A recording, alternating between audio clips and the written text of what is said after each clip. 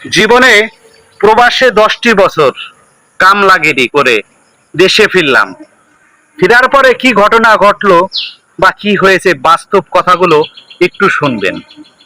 জীবনে অনেক আশা আকাঙ্ক্ষা নিয়ে বাবার জমি বিক্রি করে 10টি বছর সেই প্রবাস জীবন কাটিয়েছি।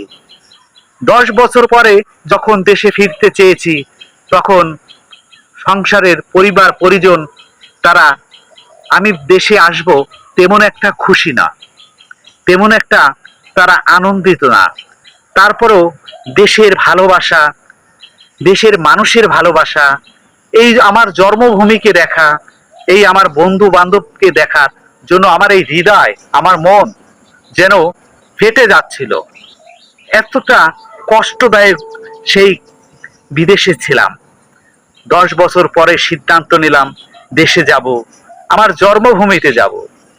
কিন্তু আমি যাদের জন্য 10টি বছর ওই প্রবাস জীবনে কাটিয়েছি, 10টি বছর যাদের জন্য আমার জীবনের সবকিছু আমি শেষ করে দিয়েছি, তারাই চায় না আমি দেশে ফিরি।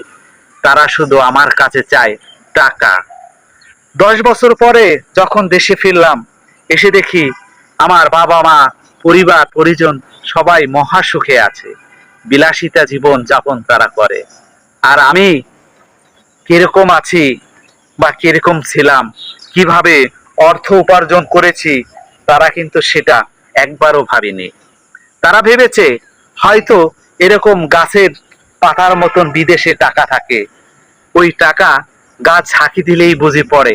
আমি সেইভাবে অর্থ উপার্জন করেছি। আমি যখন 10 বছর পরে দেশে ফিরতে চাইলাম, তখন আমার পরিবার পরিজন বলে আর কিছুটা দিন হয়তো আপনি থেকে আসেন, আর যাওয়া লাগবে না। আসলে কি সেই কপাল আমার, সেই ভাগ্য আমার ছিল যে আমি আর কিছুটা দিন থেকে আসলেই হয়তো আমার জীবনে আর ওই প্রবাসে কামলাগিরি করতে যেতে হবে না। আসলে সেই ভাগ্যই যদি আমার হতো, তাহলে আমি কেন 10টি বছর প্রবাসে কাটালাম। আমার জীবন এখন একদম শেষ পর্যায়ে। দেশে এসে দেখি যে আমার টাকা পয়সা যা কিছুই পাঠিয়েছি, সবকিছুই যার যার নামে, যার যার কাজে, যার যার বিলাসিতায় ব্যবহার করেছে।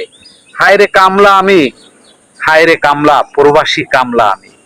আমি কামলার মতনই আমার জীবনটাকে শেষ করে দিয়েছি। আমার জীবনে চাওয়া পাওয়ার আর কিছু নেই। যারা বিদেশে থাকেন, যারা প্রবাসী থাকেন, তারাই একমাত্র জানেন যে দেশে ফেরার কতটুকু আকুতি, কতটুকু মিনতি। তারা যখন দীর্ঘ বছর পরে দেশে ফিরতে চায় আর যখন বাধার সম্মুখীন হয়, তখন তাদের এই যে ছোট্ট একটা মন আছে, ছোট্ট একটা হৃদয় আছে, সেই হৃদয়টা ভেঙে চুরে তছনছ হয়ে যায়। এই তো প্রবাস জীবন।